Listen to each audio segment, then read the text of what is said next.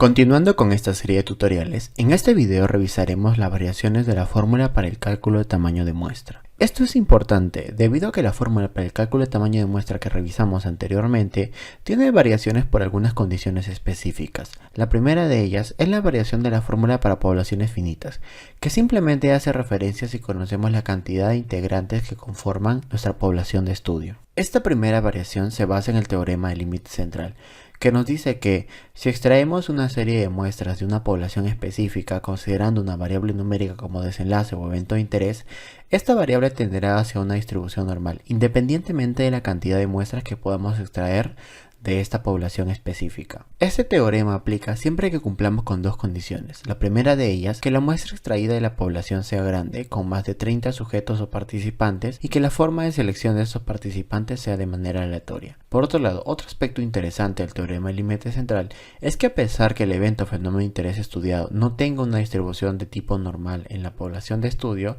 las muestras extraídas de esta población sí van a seguir una tendencia hacia una distribución normal, algo que nos da nociones sobre la importancia de conocer la cantidad de integrantes de nuestra población de estudio a la hora de realizar el cálculo de tamaño de muestra. Otra variación en la fórmula del cálculo de tamaño de muestra se debe a un concepto conocido como muestras dependientes, y esto aplica principalmente al momento en el cual nosotros extraemos una muestra para realizar la comprobación de nuestra hipótesis, en donde comúnmente subdividimos esta muestra en dos grupos, a la cual se le puede aplicar una intervención específica o evaluar a qué factor haya estado expuesto. Sin embargo, en el caso de las muestras dependientes ocurre un fenómeno bastante particular, en donde tenemos una muestra a la cual le aplicamos una intervención. Sin embargo, para comprobar el efecto que tiene esa intervención, podemos realizar evaluaciones tanto antes como después de aplicar esa intervención. De esta manera, el resultado de la intervención va a ser dependiente de a qué sujeto específicamente se le haya aplicado la misma. Por ello, esta forma de muestras dependientes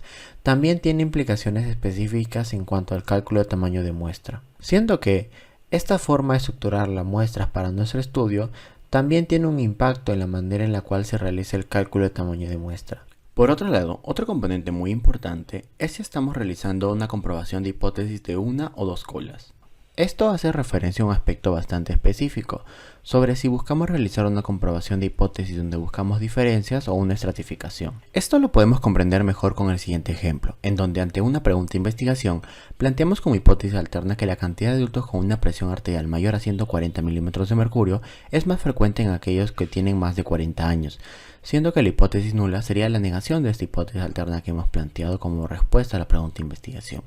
En este caso se le conoce como hipótesis de una cola porque para responder esta pregunta tendríamos simplemente que estratificar a nuestra población en dos grupos dependiendo justamente del evento o del fenómeno que estemos evaluando, que en este caso es la presión arterial. Y se establece como hipótesis de una cola porque simplemente buscamos conocer la cantidad de participantes que están por encima o por debajo de un valor específico que determina la estratificación de nuestra población. Por otro lado, en la comprobación de hipótesis de dos colas, se busca evaluar la diferencia entre un conjunto de valores específicos, siendo que en estos casos no se busca evaluar la superioridad o inferioridad con respecto a un valor específico, sino realizar una comparación con una serie de rango de valores determinados. Aunque este concepto es importante, no es tan común que se mencione, debido a que en la mayoría de ocasiones cuando se realiza una comprobación de hipótesis, esta se hace mediante una prueba de hipótesis de dos colas, siendo que la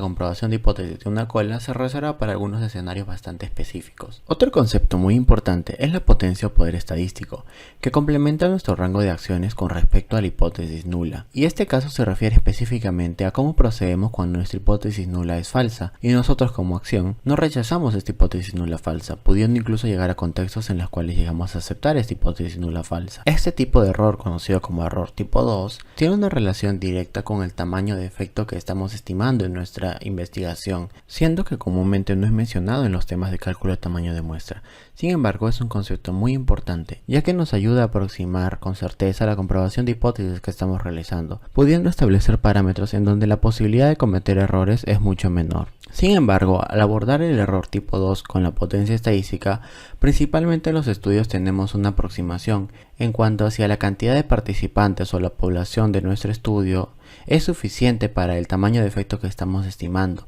De esa manera, al realizar la estimación del poder estadístico, siempre y cuando tengamos una potencia estadística mayor al 80% o 0.8, se considera suficiente la cantidad de población que estamos teniendo en nuestro estudio para el tamaño de efecto que estamos encontrando, que puede ser una diferencia de medias, un odds ratio, un riesgo relativo o similares. Mientras que en el cálculo de tamaño de muestra buscamos conocer la mínima cantidad de participantes o sujetos de estudio que necesitamos para realizar la comprobación de nuestra hipótesis. De esta forma hemos cubierto las